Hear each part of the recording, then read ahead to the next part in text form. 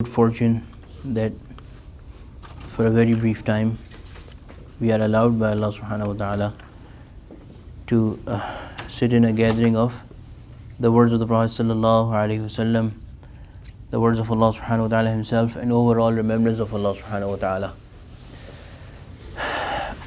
Our mashayikh say that the name of Allah subhanahu wa ta'ala is very valuable.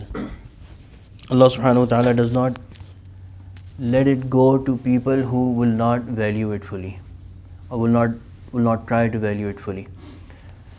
And all the good deeds that we do, I'm not saying that this is something compulsory that we should always do, and if somebody misses it they are sinful or anything, but I'm just talking about generally all the good deeds that anybody does, they are from a special permission and mercy from Allah subhanahu wa ta'ala.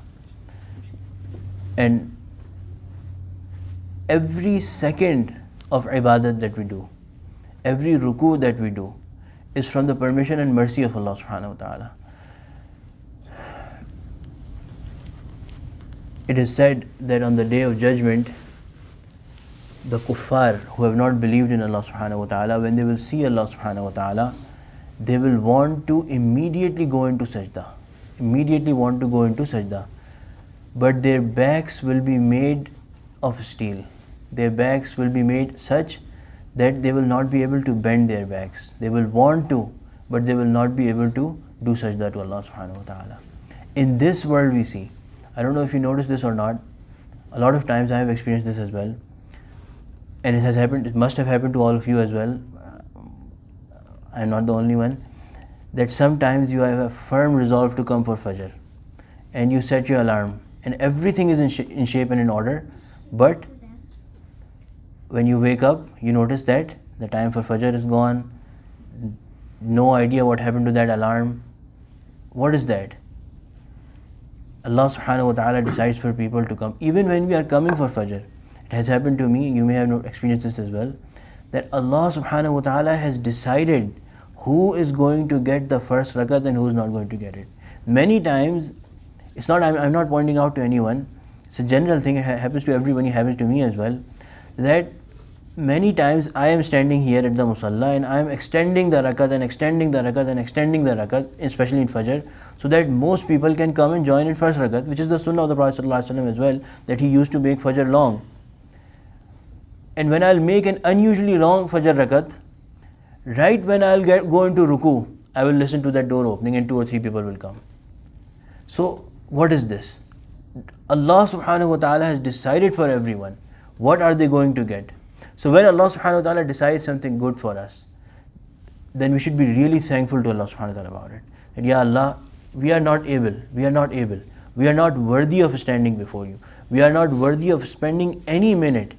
Therefore I say that when you come to this majlis, some people have this habit that when they come, and they are very good people, very sincere people, but they have this habit that they will keep on looking more towards others. That today Fala is not here, today Fala, that person who usually comes, he's not here today, or they are not there today, especially from the women's side, that today there was such few people. Come with your own iftiqar. What is iftiqar? You come with a person who is the most in need, and you will gain the benefit. When you come with thinking that I am the one who is the most in need, you will definitely get what you're supposed to get, inshallah subhanahu wa ta'ala. And if you keep on looking at others, then like I said, you are more worried about others, you're not worried about yourself. So you are giving others to drink, but you don't have anything to drink for your own self. May Allah subhanahu wa ta'ala protect us from that. As for myself, Alhamdulillah, I've never claimed to be a speaker, let alone a good one. My talks are not very entertaining or engaging. So the people who sit here, mashallah, I salute their mujahidah that they sit here and listen. It is only from Allah subhanahu wa ta'ala, and based on your talab, based on your coming and your effort, sometimes something is said. Hakim al-Ummat Maulana Shahri Sahib Thanvi rahimahullah, one of the people who used to sit in his majlis, went back home and wrote to him that, Hazrat, when I was in your majlis, or when I am in your gathering, in your company, I am constantly bitten by this reality, this thinking that I am the worst person sitting here. Everyone around me is much better than me. Hazrat wrote to him in response and यही हालत मेरी भी होती है. This is exactly my state when I am speaking. You think people are looking towards me and they are listening to me. Exactly, this is what is going on in myself as well. And I consider myself really the worst of them all. I have been made to sit. It is decided by Allah subhanahu wa ta'ala. Allah subhanahu wa ta'ala decides for somebody that they do things and call people towards sin. It is decided by Allah subhanahu wa ta'ala that they have been given the position, they have been given the responsibility that people will look up to them. Dr. Abdul Sahib Arfi Rahimahullah used to say कि भाई हमारी हालत ऐसी है कि चंद लोग जमा हो गए और उन्होंने हमारी बातों को सुनना शुरू कर दिया और हमें ये ज़िम्मेदारी लगा दी कि आप हमें ये बातें सुनाएंगे. बस ये हमारी हकीकत है. लोगों ने जमा होकर कहना शुरू कर दिया कि आप बुज़ुर्ग हैं, तो आप उनके गिर्द बैठ के बातें सुनना शुरू कर दी, वरना हकीकत ये है कि अपने अंदर कुछ भी मालूम नहीं होता. This is the reality. Doctor साहब used to say that people gathered and said that we like listening to you and that is why we want you to do this every week. So we started doing this, but the reality is that I don't find a lot within myself. And a lot of times this happens that right before the majlis starts, my mind is simply blank, and several mashayikh have written this in their books that there's simply nothing going on in the mind. Like, what are we going to say? What are we going to speak? And then because of the talab, because of the sincerity with which people have come, something Allah subhanahu wa ta'ala starts from the tongue of the speaker. That is totally in the control of Allah subhanahu wa ta'ala.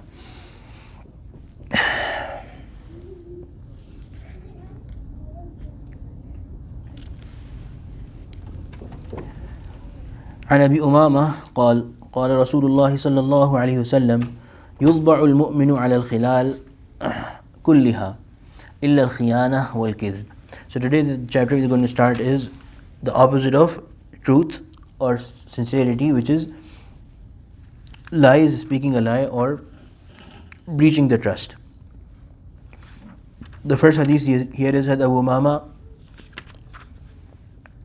रज़ियल्लाहु अन्हु से रिवायत है कि रसूल अकरम सल्लल्लाहु अलैहि वसल्लम ने फरमाया कि ईमान वाले की तबीयत में हर चीज़ की गुंजाइश है सिवाय बददियानती और झूठ के.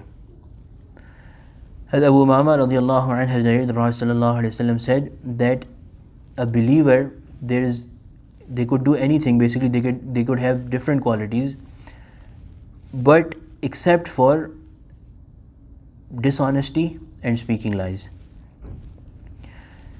So the Prophet sallallahu alaihi wasallam has written an explanation that this, and we've explained this before as well, that one of the the Prophet sallallahu alaihi wasallam has explained 4 features that if found in somebody, you can safely declare them a munafiq. You can safely think about them that they are a munafiq, that they are a hypocrite. And one of them is that when they speak, they speak a lie. They say a lie. This is something so great in the eyes of Allah subhanahu wa ta'ala, so huge in the eyes of Allah subhanahu wa ta'ala. We do not consider it important. May Allah subhanahu wa ta'ala protect us. So here this hadith also says that iman and lying, speaking lies, or breaching people's trust, or being dishonest, they just simply cannot be together. Simply cannot be together. So when one is there, you can say that the other one is not there. May Allah subhanahu wa ta'ala improve the state of everyone. We are all sinners, and we have all have faults in our personalities. It's not that if somebody, does a bad thing to you or is dishonest to you, you could say that this person is not a mu'min. We could declare them a kafir. But this is just to make us understand the significance, how huge this is in the eyes of Allah subhanahu wa ta'ala. The Prophet sallallahu alaihi wasallam is saying that iman and lying or breaching people's trust, dishonesty, they just don't go together. عن ابن عمر قال قال رسول الله صلى الله عليه وسلم إذا كذب العبد تباعد عنه الملك ميلا من नत्न मा जाअ बिह. अब्दुल्लाह इब्न उमर रज़ियल्लाहु अन्हु से रिवायत है कि रसूल अकरम सल्लल्लाहु अलैहि वसल्लम ने इरशाद फरमाया कि जब बंदा झूठ बोलता है तो फरिश्ता उसके झूठ की बदबू की वजह से 1 मील दूर चला जाता है. Abdullah ibn Umar radiallahu anhu has narrated the Prophet sallallahu alaihi wasallam said, when a slave of Allah, when a abd speaks a lie, says something wrong, false, speaks a lie, then the angel goes away because of the stench of that lie. a mile away. So in the explanation, Hazrat has written this, that, and we explained this many times before, that human beings are such that they have the propensity to do evil and they have the propensity to do good. And the challenge is to cover your evil with good. For the sake of Allah subhanahu wa ta'ala, sacrifice your desire of doing evil and doing good. Malaika are very latif, very fine, very pure creation of Allah subhanahu wa ta'ala. They are such that they never sin. So the reality of the matter is that when you never sin, which is not possible for human beings, but angels, since they never disobey Allah subhanahu wa ta'ala, they have a very delicate nature. Hazrat Hakim Akhtar rahimahullah, a grand sheikh, he gave an example that if a person, there were old days in Pakistan and India, and in fact here as well, there was no sewage system which is connected with pipes and everything. So what would happen, that when people would relieve themselves, the toilets would have a special container, just like we have in campers here too, right?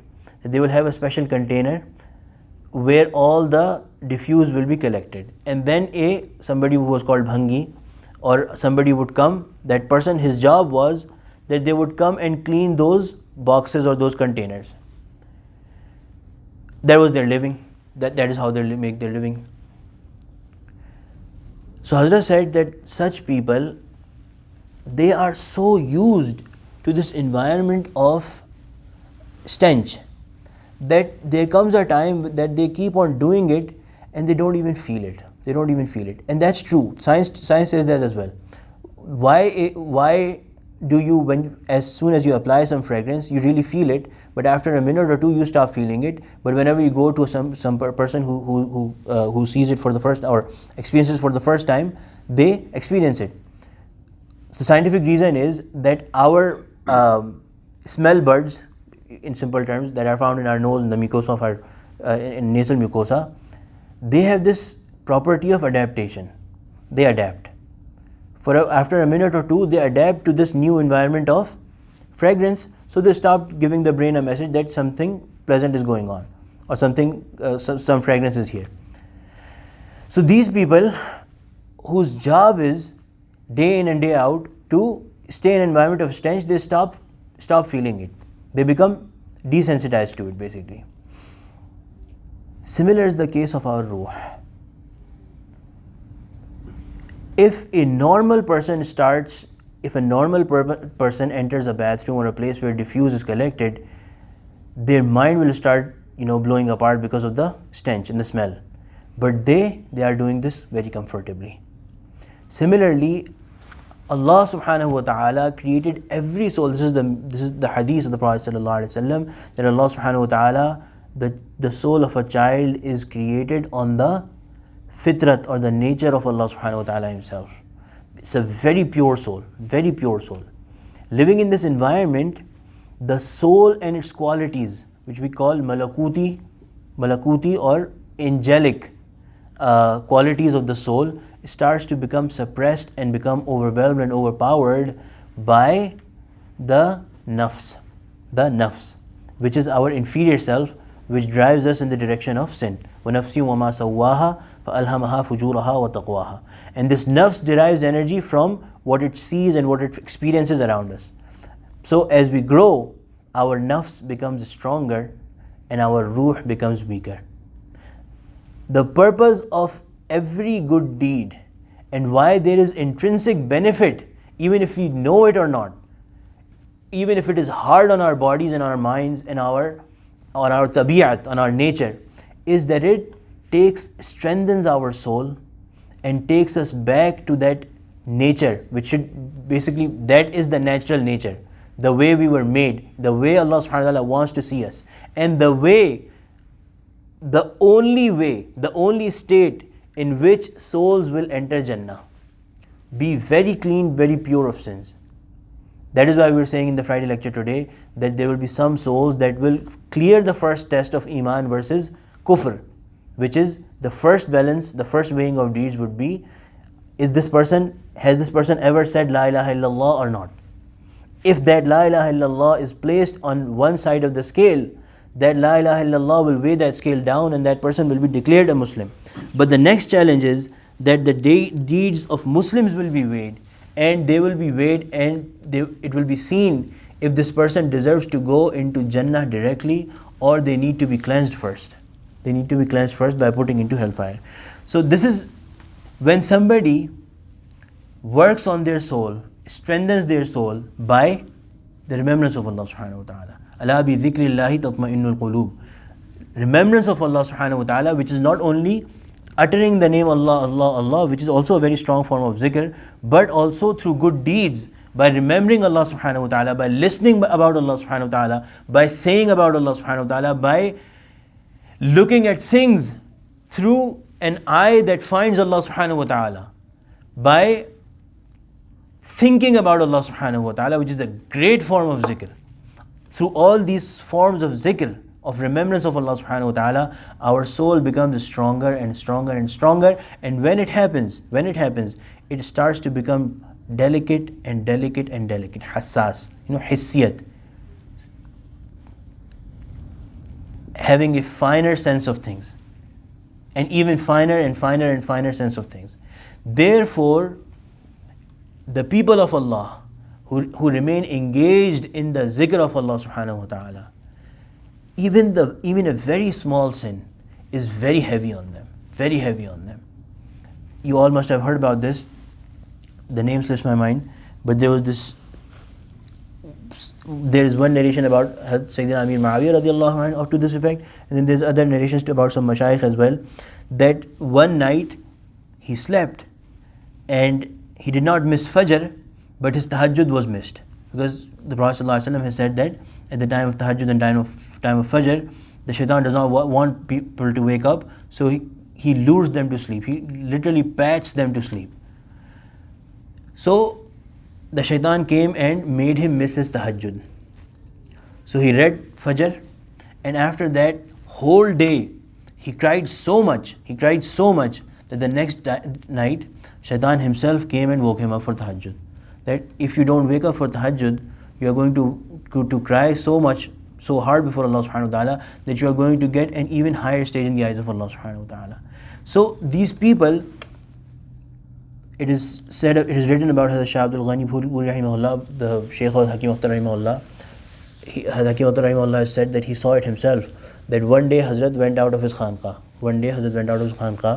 and saw a young man using his vision in a manner that is not permissible by Allah subhanahu wa ta'ala, only looking at a thing that is not permissible by Allah subhanahu wa ta'ala. Hazrat has said that his shaykh came back to the khanqah and he literally fell sick. He developed a fever and he started to bleed in his urine. So such biological effects of the ruh being affected by something, because he just could not bear the disobedience of Allah subhanahu wa ta'ala through a ni'mat given by Allah subhanahu wa ta'ala on the earth of Allah subhanahu wa ta'ala, right in the witness of Allah subhanahu wa ta'ala.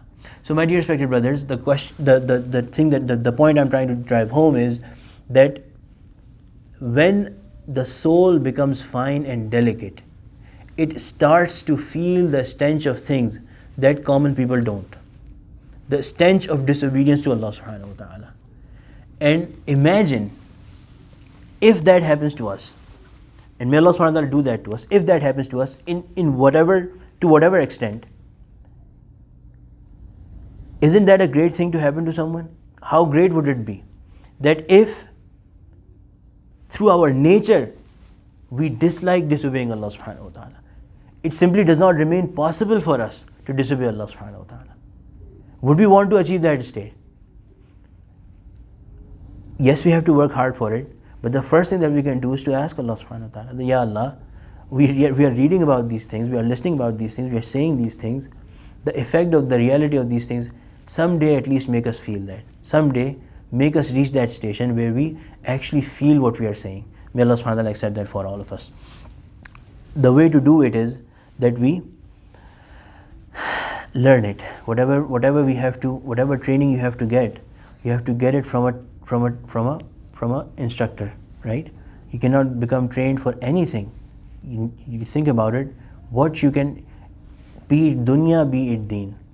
You want to become a pilot. You have to log, I don't know, 50,000 or some thousand hours before you are given a license, and that is instructed flight first, then solo flight, right? Similarly, you want to become a doctor, you have to spend 6 years in med school. You are not given a license until you have spent a year training under, in Pakistan, India, that's called house job. You have to spend a year directly under the training of doctors, and here it's even longer. You got to spend 3 years, 6 years, depending on what specialty you are going. You have to be right under the eyesight and direction of the people who are experts of the field. So how have we thought that we will be able to understand the deen of Allah subhanahu wa ta'ala and get to learn the words is a totally different thing. To learn the words is a totally different thing. To understand, to be able to translate the Quran from Arabic to your own language is a totally different thing. To experience the Quran, to feel the Quran in your heart, to experience the word of Allah subhanahu wa ta'ala in your heart. See, when we were training to become a doctor, our teacher said something very, maybe that will help us explain. Our teacher said, बेटा book याद कर लोगे, लेकिन जब patient सामने खड़ा होगा तो book याद नहीं आएगी. They used to say that, beta, you'll learn the book. You'll learn the book very nice. You can be a very good, Rattu Tota, understand, learn the book. But when the patient is in front of you, the book will not come to help you. You have to develop a reflex. The patient tells you their symptom. From your heart, there has to come, this person has this disease. This person has this going on. And well-trained doctors have that. Therefore, we have heard about the old Hakims, that as the patient would walk in and sit, it's called Hakim Nabbaz. They would put their hand on the wrist of the person and they'd be able to diagnose. I hope that they made a right diagnosis. But you become so skilled because of training. So to feel the Quran, not only know the words, not only understand the literal translation of the words, but to feel the Quran, to feel the hadith of the Prophet ﷺ. This is the reason, I've said it many times, this is the reason why Allah subhanahu wa ta'ala sent the Prophet ﷺ and made him go through so many troubles. Why? What was the reason of sending a person to carry the Quran? What was the reason? Think about it. Why would Allah subhanahu wa ta'ala do that? Why would Allah subhanahu wa ta'ala make us say in every rakat of our salah, إِيَّاكَ نَعْبُدُ وَإِيَّاكَ نَسْتَعِينَ اهْدِنَا الصِّرَاطَ الْمُسْتَقِيمَ صِرَاطَ الَّذِينَ أَنْعَمْتَ عَلَيْهِمْ, way of the people who have been blessed with your mercy. صِرَاطَ الَّذِينَ أَنْعَمْتَ عَلَيْهِمْ. In fact, we read Surah Kahf every Friday, hopefully. What is that ayah? مَنْ يَهْدِ اللَّهُ فَهُوَ الْمُهْتَدِ وَمَنْ يُضْلِلْ فَلَنْ تَجِدَ لَهُ وَلِيًّا مُرْشِدًا. We ask for hidayat, right? We ask for hidayat. إِيَّاكَ نَعْبُدُ وَإِيَّاكَ نَسْتَعِينَ اهْدِنَا الصِّرَاطَ الْمُسْتَقِيمَ. Give us the right path, guide us to the right path, make us tread the right path. صِرَاطَ الَّذِينَ أَنْعَمْتَ عَلَيْهِمْ, the people that you have blessed. غَيْرِ الْمَغْضُوبِ عَلَيْهِمْ وَلَا الضَّالِّينَ, not of the people who've experienced your wrath, nor the people who have been led astray. Zilal, right? Who have been led astray by you. And in Surah Kahf, Allah subhanahu wa ta'ala is saying, مَنْ يَهْدِ اللَّهُ فَهُوَ الْمُهْتَدِ, the one Allah guides, they are guided. وَمَنْ يُضْلِلْهُ, the one that Allah guides, فَلَنْ تَجِدَ لَهُ وَلِيًّا مُرْشِدًا, they will neither find a friend nor somebody who will take them to Allah subhanahu wa ta'ala. They will not find a murshid in their life. They will not find somebody who will hold their hand and show them that this is Islam. This is the love of Allah subhanahu wa ta'ala. This is how you become friends with Allah subhanahu wa ta'ala. This is how you fall in love with Allah subhanahu wa ta'ala. Anyway, as I was saying, if that happens to us, when we are able to literally feel the stench of sins and disobedience to Allah subhanahu wa ta'ala, wouldn't our life become so much easy? Our whole purpose is to stay away from disobedience, and our personality has become such that our personality dislikes sins and likes to obey Allah subhanahu wa ta'ala. May Allah subhanahu wa ta'ala grant us understanding. This comes from staying in the company of the people of Allah subhanahu wa ta'ala. From their hearts, our hearts gain this practice, this beautiful state of purification, tazkiyah. May Allah subhanahu wa ta'ala grant us that, and then our soul becomes fine, and then following the command of Allah subhanahu wa ta'ala becomes much more beloved and easy for us. May Allah subhanahu wa ta'ala grant us that. In our lives we have to worry about this. We have to think about this. We are here for a very limited time. In our lives we have to find somebody who will connect us with Allah subhanahu wa ta'ala. Otherwise, all our life will be spent struggling and will not get the real taste of the love of Allah subhanahu wa ta'ala. Will not get, believe you me, will be very deprived. This life is colorless without the love of Allah subhanahu wa ta'ala. This life is lifeless without your connection with Allah subhanahu wa ta'ala. Yes, you will know Allah subhanahu wa ta'ala wants me to do this. Back of your mind you will constantly be thinking, okay fine, I need to be doing this, I need to be doing that, I should not be doing this, I should not be doing that. But you've not got the real taste of Iman. You've not got the real love of Allah subhanahu wa ta'ala. May Allah subhanahu wa ta'ala accept it for all of us that we find somebody in our lives that will connect us with Allah subhanahu wa ta'ala. Ya Rabbil Alameen.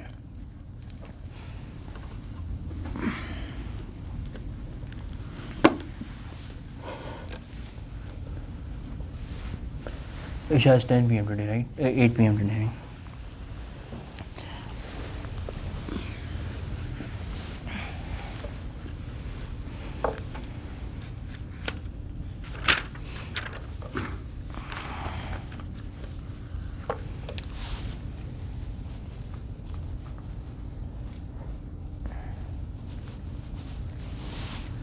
Let's make dua inshallah.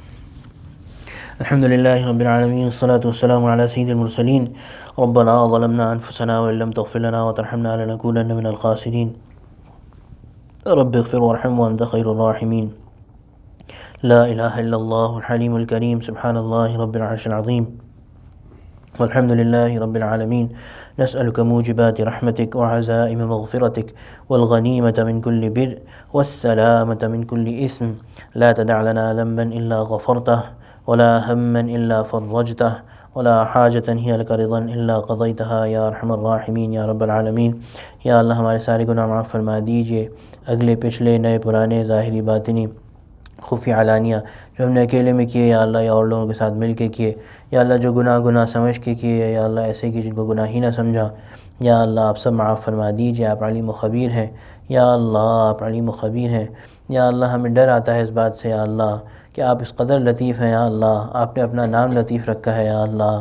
یا اللہ ہمارے گناہوں پہ یا اللہ، ہماری ناپاکیوں پہ یا اللہ، یا اللہ یا اللہ آپ کس قدر ناراض ہو سکتے ہیں یا اللہ. یا اللہ ہم کو آپ کی ناراضگی سے ڈر لگتا ہے یا اللہ. محض اپنے فضل و کرم سے، اپنے رحم کو، اپنے کرم کو یا اللہ، اپنی ستاریت کو یا اللہ غالب فرما دیجئے. ہمارے عیوب پہ پردہ ڈال دیجئے یا اللہ. مخلوق کے سامنے بھی یا اللہ، اپنے سامنے بھی یا اللہ پردہ ڈال دیجئے. محو فرما دیجئے، ختم فرما دیجئے یا اللہ. محض اپنے فضل و کرم سے، اپنی عطا سے یا اللہ ہمارے گناہوں کو گناہ نہ رہنے دیجئے. معاف فرما کے یا اللہ وجود ہی ختم فرما دیجئے.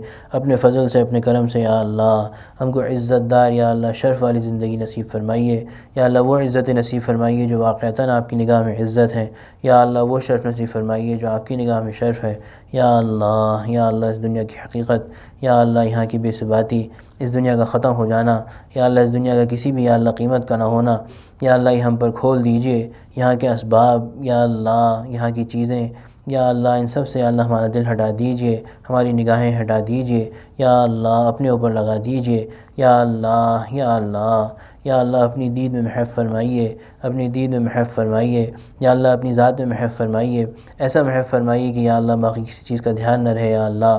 یا اللہ ضرورت کے تحت یا اللہ استعمال تو کریں یا اللہ، لیکن دل میں ان کی جگہ نہ ہو یا اللہ. یا اللہ یا اللہ ہمارے دل کو یا اللہ خاص اپنا مقام بنائیے، اپنی معرفت کا، اپنی پہچان کا، اپنے ذکر کا مقام بنائیے.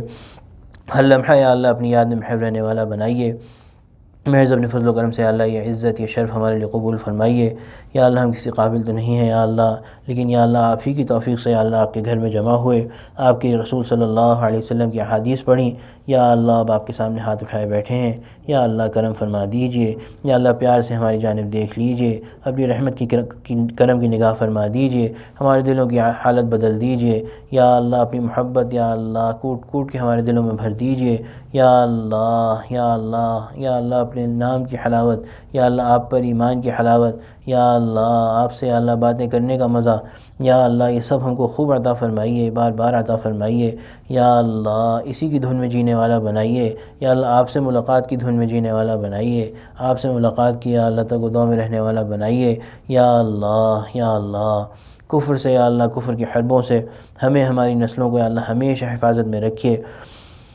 یا اللہ ہم نالائق ہیں یا اللہ، ہم سے یا اللہ آپ نے ہمیں بچے تو دیے یا اللہ، لیکن یا اللہ ہمیں اس بات کا احساس نہیں یا اللہ، ہم اس قابل نہیں یا اللہ کہ اپنے بچوں کی یا اللہ پرورش کر سکیں، یا اللہ ان کو دین سکھا سکیں جیسا ہمارے بڑوں نے ہم کو دین سکھایا یا اللہ، یا اللہ انہوں نے اپنی ذمہ داریاں پوری کریں یا اللہ، یا اللہ ہم بہت ناکام ہیں یا اللہ، بہت نکمے ہیں یا اللہ، اس ذمہ داری کو پورا نہیں کر پا رہے، یا اللہ آپ اس کے لیے وسائل بھی پیدا فرما دیجئے، ہماری فکر بھی اس طرف چلا دیجئے، ہمیں اس کا درد بھی عطا فرما دیجئے، ہمارے بچوں کی، ہمارے نسلوں کی، بیویوں کی، بچوں کی یا اللہ سب کے یا اللہ ہمارے اپنے ایمان کی حفاظت فرمائیے، کبھی بھی ہم کو یا اللہ اپنی پہچان سے اپنے ایمان سے محروم نہ فرمائیے، یا اللہ جو مانگ سکے وہ بھی عطا فرما دیجئے، جو نہ مانگنا چاہیے تھا وہ بھی عطا فرما دیجئے، محض اپنے فضل و کرم سے یا اللہ اس جگہ کو یا اللہ باقاعدہ مسجد میں تبدیل فرمائیے، یا اللہ ہماری جو بھی دینی دنیاوی ضروریات ہیں یا اللہ یہاں سے پوری فرمائیے، محض اپنے فضل و کرم سے یا اللہ اس کام کو آسان فرمائیے، اس کے لیے وسائل مہیا فرمائیے، یا اللہ